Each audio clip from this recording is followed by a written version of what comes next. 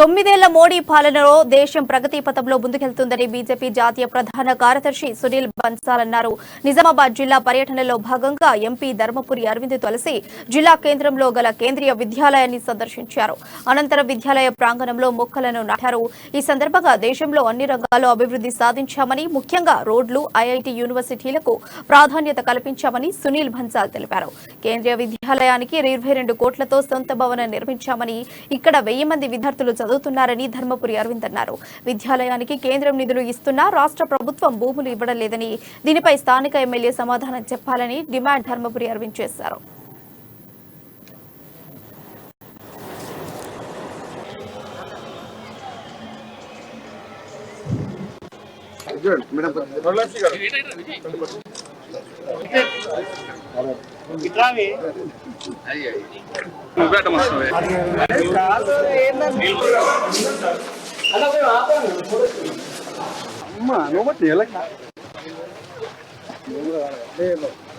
పది ఎకరాల స్థలాన్ని ఇవాళ రాష్ట్ర ప్రభుత్వం ప్రతి తరగతికి 2 సెక్షన్లు ఉన్నాయి. 40కి పైన పిల్లలు ఒక్కొక్క సెక్షన్ చదువుతారు.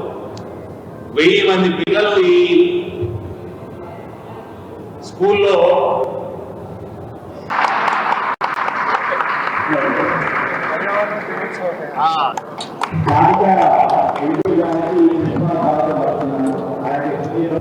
ఏదో మున్సిపల్ వాటర్ పైప్ లైన్ ఉందని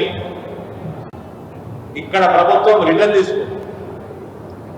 ఆ పైప్ లైన్ తీసి ఇవ్వమని కోరితే 2 కోట్లు స్కూల్ కట్టమని చెప్తుంది. రూల్స్ ప్రకారం 10 ఎకరాల స్థలంలో కార్పొరేషన్ లో కేంద్రీయ విద్యాలయం పడితే 10 ఎకరాల